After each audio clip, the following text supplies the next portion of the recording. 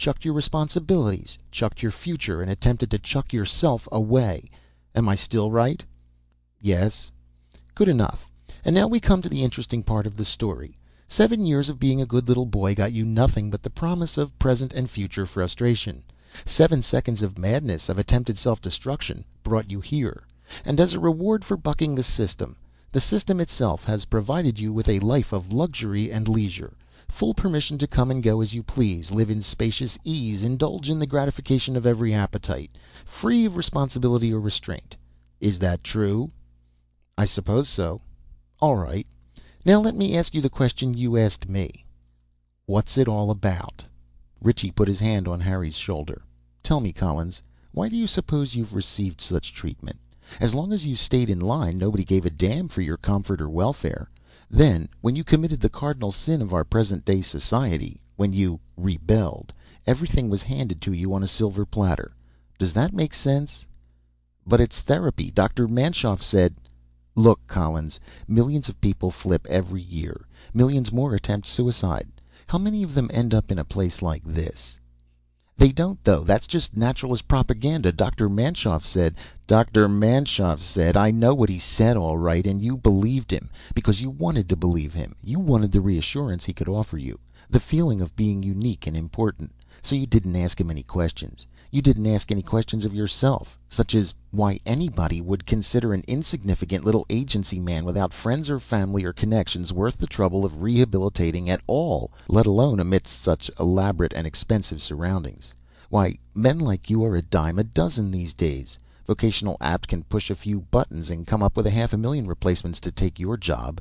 You aren't important to society, Collins. You aren't important to anyone at all besides yourself. And yet you got the red carpet treatment. It's about time somebody yanked that carpet out from under you. What's it all about?" Harry blinked. "Look here, I don't see why this is any of your business. Besides, to tell the truth, I'm expecting—" "I know who you're expecting, but I've already told you she won't be here because she's expecting." "What?" "It's high time you learned the facts of life, Collins. Yes, the well-known facts of life. The ones about the birds and the bees and the barefoot boys and blondes, too. Your little friend Sue is going to have a souvenir." "I don't believe it. I'm going to ask Dr. Manshoff."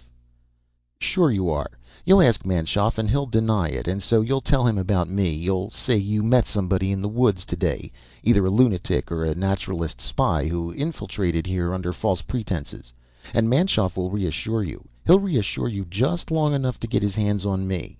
Then he'll take care of both of us." "Are you insinuating—" "Hell no, I'm telling you." Ritchie put his hand down suddenly and his voice calmed. "Ever wonder about those other 2 buildings on the premises here, Collins?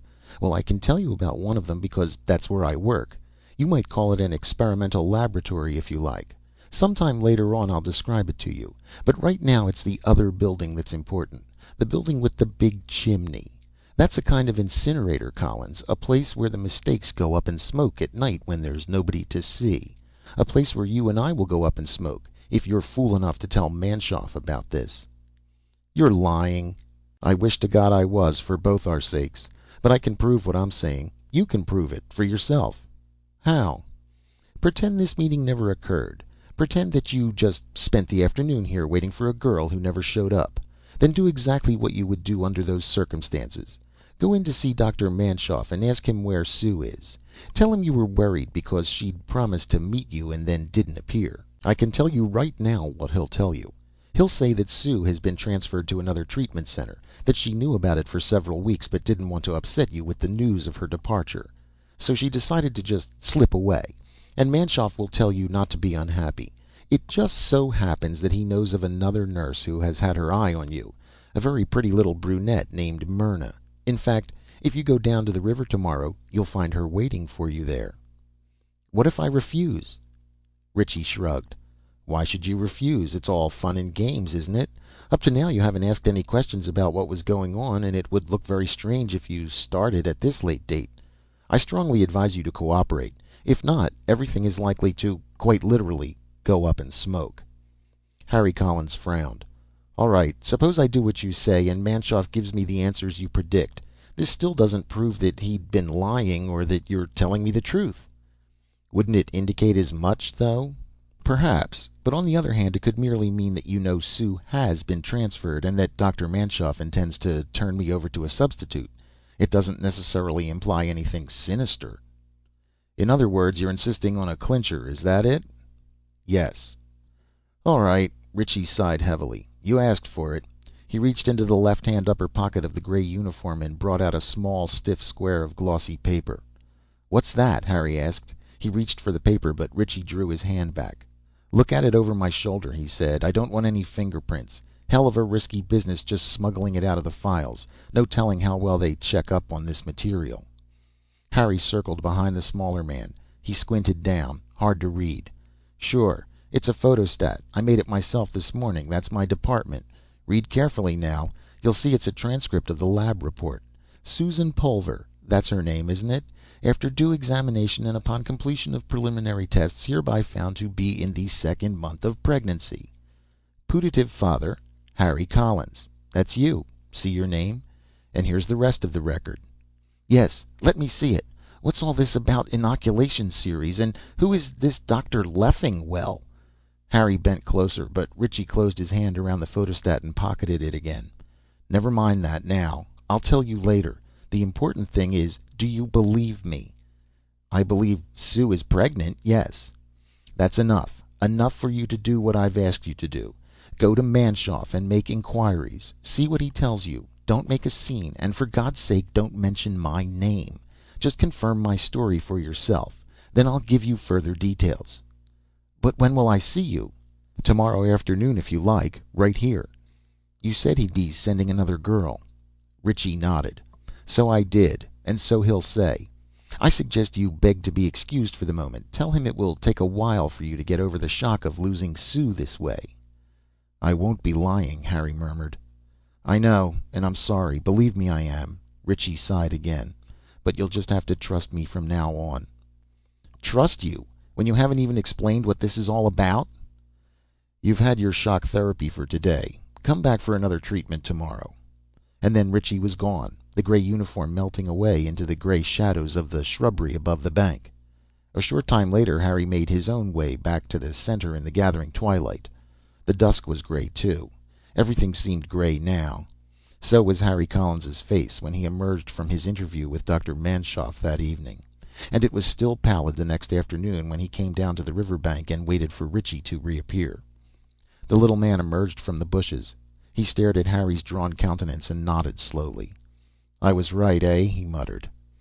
It looks that way, but I can't understand what's going on. If this isn't just a treatment center, if they're not really interested in my welfare, then what am I doing here? You're taking part in an experiment. This, my friend, is a laboratory, and you are a nice, healthy guinea pig. But that doesn't make sense. I haven't been experimented on. They've let me do as I please. Exactly. And what do guinea pigs excel at? Breeding. You mean this whole thing was rigged up just so that Sue and I would... Please, let's not be so egocentric, shall we?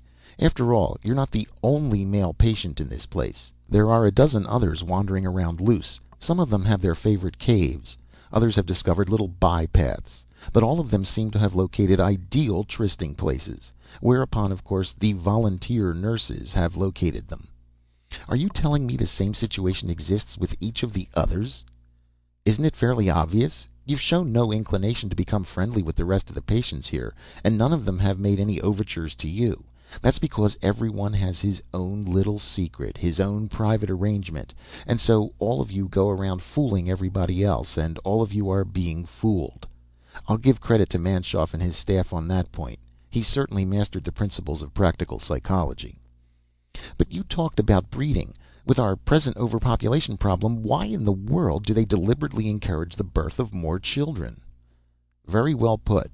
Why in the world, indeed? In order to answer that, you'd better take a good look at the world. Arnold Ritchie seated himself on the grass, pulled out a pipe, and then replaced it hastily. Better not smoke, he murmured. Be awkward if we attracted any attention and were found together. Harry stared at him. You are a naturalist, aren't you? I'm a reporter by profession.